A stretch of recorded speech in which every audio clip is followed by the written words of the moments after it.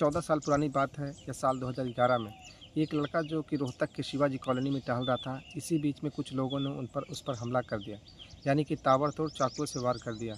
और जैसे ही उस लड़के की हत्या कर दी जाती है, उसके शव को एक बोरी में पैक किया जाता है और एक पास के गड्ढे में ही वहाँ पर फेंक दिया जाता है। हालांकि परिवार वालों ने आरोपी के खिलाफ शिकायत की, उन्हें जेल भेजा गया, लेकिन वह कानून के साथ ऐसी लुका छुपी करते रहे कि आखिरकार वो लोग बाहर निकल आते और इस घटना को 14 साल का समय बीत जाता है। 14 साल के बाद इसी घर में एक और हत्या हो जाती है। हत्या होती है उसकी बहन की, और जैसे ही उसकी बहन की हत्या होती है, उसके लाश को एक सूटकेस में भरकर फेंक दिया जाता है, और जैसे भाई की लाश को भरकर फेंक दिया गया था।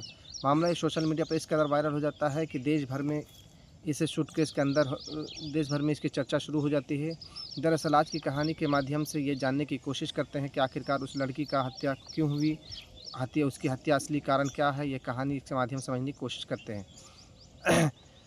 आदाब, नमस्कार, सत श्री अकाल। मैं हूं आपका दोस्त शराफत अली। आज की जो सच्ची घटना मैं आपको सुनाने जा रहा हूं, इस सच्ची घटना है हरियाणा प्रदेश के एक ज़िला रोहतक, और रोहतक की ये सच्ची घटना है। दरअसल रोहतक दिल्ली के हाईवे के किनारे एक छोटा सा कस्बा लगता है, नाम है सांपला। सांपला कस्बे में जो हाईवे गुज़र रहा है, उसके पास का जो है ये हाईवे है, उसकी एक सर्विस लाइन पर एक सर्विस रोड है। रोड के बराबर में एक बाउंड्री वॉल है, और बाउंड्री वॉल के बराबर में ही एक जो सूटकेस रखा हुआ है, उस सूटकेस पर आते जाते लोगों की नज़र पड़ रही है। 1 मार्च 2025 की सुबह लगभग 11 बजे के आसपास का वाक़या रहा होगा। लोगों ने एक दूसरे से कहना शुरू कर दिया कि यहाँ पर किसी का बैग पड़ा है या बैग छूटा हुआ है, लेकिन नया बैग है, ऐसे कैसे रखा जा सकता है। जैसे ही पुलिस को सूचना दी जाती है, पुलिस मौके पर पहुँचती है, और पुलिस ने आकर उस सूटकेस को जैसे ही खोला तो पता चला कि उसके अंदर एक लाश पड़ी है। जैसे कि ये बिल्कुल फिट कर दिया है, उसके अंदर हाथ पैर तोड़ करके उसके अंदर सेट कर दिया गया हो। और जब उस लड़की के बारे में पहचान करने की कोशिश की, क्योंकि उसका चेहरा बिल्कुल लाल हो चुका था, होठों से खून बह रहा था, इसलिए कई घंटे लग जाते हैं यह पहचानने में, यह जानने में कि आखिरकार लड़की कौन है। और जैसे ही उस लड़की का नाम सामने आता है, लगभग 22-23 साल के आसपास की उम्र रही होगी, जिसका नाम हिमानी नरवाल है। हिमानी नरवाल का नाम जैसे ही सामने आता है, सोशल मीडिया पर यह फ़ोटो बहुत तेज़ी से वायरल होने लगता है। दरअसल साल 2023 में राहुल गांधी जब भारत जोड़ो यात्रा निकाल रहे थे, तो इसी भारत जोड़ो यात्रा के अंदर अलग-अलग, चाहे फ़िल्मी हस्तियाँ हो या बहुत मशहूर चेहरे हो, या फिर अलग-अलग फ़िल्म में काम करने वाले लोग हों, इस तरह से भारत जोड़ो यात्रा का हिस्सा बन रहे थे। और इसी बीच में हिमानी नरवाल, जो कि हरियाणवी पोशाक में थी, उसकी जो हरियाणवी वेशभूषा में थी, तो शायद कुछ इस तरह से लोगों ने सोचा होगा कि राहुल गांधी के साथ जब यह लड़की चलेगी, तो हरियाणा की जो वेशभूषा है, उसका जो कल्चर है, वह भी पूरे समाज में, पूरे हिंदुस्तान में जाकर पहुंचेगा। और जैसा सोचा था, वह ठीक वैसा ही कुछ हिमानी नरवाल से जब सुबह राहुल गांधी जी से मुलाकात करते हैं, तो उसके बाद उसका फ़ोटो सोशल मीडिया पर वायरल हो जाता है। अब इसके बाद इस लड़की की पहचान जगह जगह बनने के लगते हैं, तो उसको पहचानने लगते हैं। सोशल मीडिया पर यह लड़की छाया रहती है। अब चाहे कुमारी शैलजा का प्रोग्राम हो, या पूर्व मुख्यमंत्री भूपेंद्र हुड्डा का प्रोग्राम हो, या रोहतक के सांसद दीपेंद्र हुड्डा का प्रोग्राम हो, अक्सर प्रोग्रामों में हिस्सा लेने, ख़ासकर कांग्रेस के जितने भी कार्यक्रम थे, उसका हिस्सा बनना, सोशल मीडिया पर पोस्टों के अपलोड करना, सोशल मीडिया पर अपने आप को हाईलाइट करना, इस तरह से रहता था। और एक दिन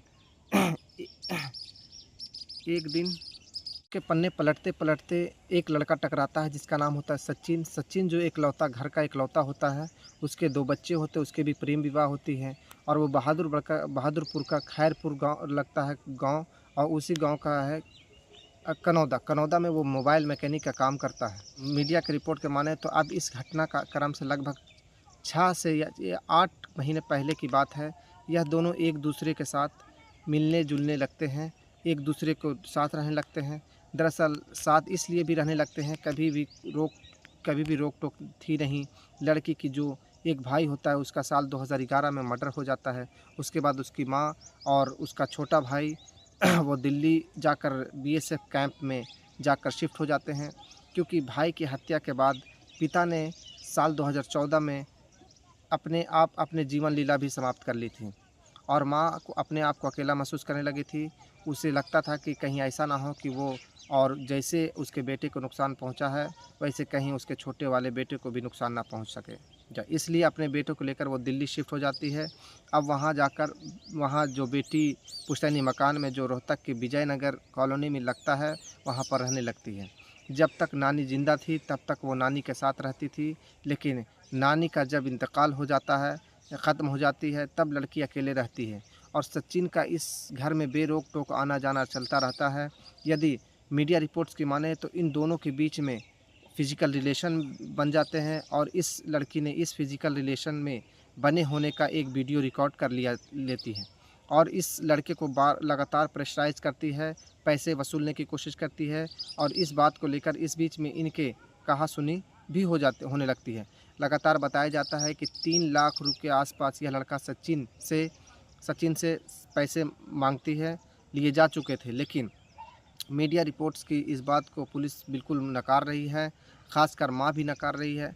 माँ का यह कहना है कि सचिन की हालत तो इतनी अच्छी नहीं थी, लेकिन इतनी भी अच्छी नहीं थी कि उसकी बेटी के पास पैसे की कोई कमी नहीं थी, उसके बावजूद भी इस तरह की मीडिया में रिपोर्ट चल रही है। तो बिल्कुल गलत है, हालाँकि पुलिस भी इस रिपोर्ट को बिल्कुल सरासर से नकार रही है, लेकिन और कोई थ्योरी भी नज़र नहीं आती। पैसे की लेन-देन की बात थी। 27 फरवरी 2025 को जब यह अपनी माँ के साथ शाम 4 बजे तक की थी, क्योंकि माँ के साथ पहले ही कुंभ मेले में स्नान करने के जाती है। इसके बाद दिल्ली की एक रात रुकती है और 25 तारीख को वापस वो अपने घर से यानी दिल्ली से सीधा पहुँच जाती है रोहतक के विजयनगर में। विजयनगर में रुक कर माँ शाम 27 तारीख को 27 तारीख 2025 के शाम 4 बजे की तक माँ के साथ रहती है और इसी बीच में जाकर माँ यहाँ से चली जाती है। तो माँ से एक खुद कहती है कि माँ, कल मेरा फ़ोन स्विच ऑफ हो सकता है, नंबर नहीं मिले क्योंकि यह शहर में नगर निकाय चुनाव चल रहे हैं, इसलिए मैं उसमें बिज़ी हो रह सकती हूँ, अगर मेरा फ़ोन ना मिले तो परेशान मत होना। बेटी ने अपनी माँ से यह बात कहते हुए अपने माँ से इस बात का बेफ़िक्र हो जाती है और माँ जाने के 1 घंटे के बाद ही सचिन की एंट्री हो जाती है। वो लड़का जो फ़ेसबुक पर मिला था और वो हमेशा आता-जाता रहता, उसके कोई रोक-टोक नहीं था, तो वो हमेशा आता-जाता रहता था, उसकी पाबंदी भी नहीं थी। दोनों के बीच में किसी बात की कहा-सुनी हो जाती है। वहीं मोबाइल का चार्जर रखा हुआ था और चार्जर से उसका गला घोंटने की कोशिश की, तो इस बीच में उन दोनों के बीच में हाथापाई भी होती है। लेकिन जब तक उस मोबाइल के चार्जर के लीड को तब तक खींचता रहता है, जब तक कि हिमानी नरवाल की मौत नहीं हो जाती है, यानी कि वो मर नहीं जाती है। तो तसल्ली हो जाती है, इत्मीनान हो जाता है, मर चुकी है। तब उसके घर से रखी हुई उसके जितने भी ज़ेवरात होते हैं, लाखों रुपये की ज़ेवरात उसने पहनी हुई थी, चाहे सोने की अंगूठी हो, लैपटॉप हो, चैन हो या फिर उसकी और भी कुछ सामान हो, जो कीमती सामान थे, उस सामानों को वो यहाँ से समेटता है और समेटने के बाद अपने बहादुरगढ़ खैरपुर जो गाँव लगता है, उसको अपने दुकान पहुँचता है। वहाँ पहुँचने के बाद स्कूटी से लगभग 41 किलोमीटर के आसपास का सफ़र करता है। उसके जाने के बाद सामान को सेट कर देता है, छुपा देता है या कहीं दे देता है। अब यहाँ से उसके दिमाग में चल रहा था कि अगर लाश को बारे में पता चलेगा तो देर सेहर वो पकड़ा जाएगा। लेकिन इस वापस उसी रास्ते पर जाता है। स्कूटर जब गया था तो 27 तारीख की रात को ही स्कूटर ले जाने के बाद सीधा वो लड़के के घर पहुँचता है। उस लड़की घर में ही रखा हुआ था और सूटकेस होता है, जो लड़की कभी-कभी उसका इस्तेमाल करती है। उसमें अपने कपड़े वगैरह रखती थी। वहीं नहीं जानती थी कि जिस सूटकेस में वो अपने कपड़े रख रही है, कभी वो अपनी लाश बन करके उसी में रखी जाएगी। उस लाश को उसी सूटकेस में सेट करने के लिए उसे हाथ-पैर तोड़ने की ज़रूरत पड़ी, तो उसने तोड़-मड़ोड़ कर उसके अंदर सेट कर दिया। अब उसके बाद उसने यहाँ से इस सूटकेस को उठाता है और सचिन उठाने के बाद एक ऑटो पकड़ता है। ऑटो वाले को कहता है, मुझे आगे चलना है। अब कोई भी इस बात से अंदाज़ा नहीं लगा सकता है कि अंदर लाश है या कुछ और है। उसे लगभग 26 किलोमीटर का सफ़र तय करता है। सफ़र तय करने बाद एक कस्बा लगता है रोहतक ज़िले के अंदर, सांपला बस स्टैंड के पास पहुंचता है। ऑटो वाले को पैसा देता है और कहता है, तुम जाओ, यह सर्विस मार्ग है, जो है उसके बिल्कुल बराबर में ही एक बाउंड्री वॉल होती है, जो कि शायद किसी रेलिंग वगैरह से हो रही है। इस झाड़ियों में उसको जो फूलों की पेड़ पौधे लगे हैं, उसमें वह लाश को फेंक देता है, रख देता है, छुपा देता है। अब पुलिस के पास मामला पहुंचता है। जब यह 1 मार्च 2025 को लाश मिलती है। उसके बाद पुलिस इस मामले की जांच इसलिए भी बहुत तेज़ी से करने लगती है कि हालांकि वहां पर शहर के यानी नगर निकाय के चुनाव चल रहे थे। पुलिस ने बड़ी शिद्दत ईमानदारी से काम किया और बहुत कम समय में लगभग 36 घंटे में सचिन को गिरफ़्तार किया और गिरफ़्तार करने के बाद उसको जेल भेजा जा रहा है। कोर्ट से रिमांड ली जा रही है। लेकिन अभी पुलिस सही सही बात कहने को तैयार नहीं है, आखिरकार पूरा माजरा क्या है। लेकिन मीडिया रिपोर्ट्स की माने तो पैसे का लेन देन और इन दोनों के बीच में फिजिकल रिलेशन भी थे। इसमें कितना सच है कितना वो पुलिस की जांच के बाद ही स्पष्ट हो सकेगा।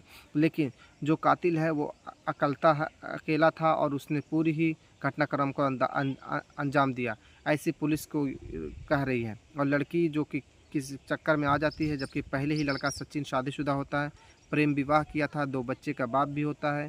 फ़िलहाल पुलिस ने जब इस घटनाक्रम का खुलासा किया था तो उसमें 8 टीमें लगाई थी और एसआईटी का गठन भी किया था।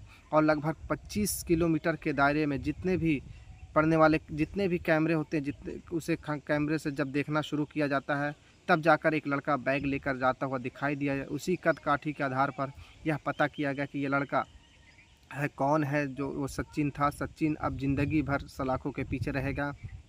और इस लड़की के भाई का लगभग 14 साल पहले मर्डर हो जाता है और साल 2014 में ही उसके उसके भाई के मर्डर के लगभग 4 साल बाद पिता ने भी अपनी जान दे दी थी।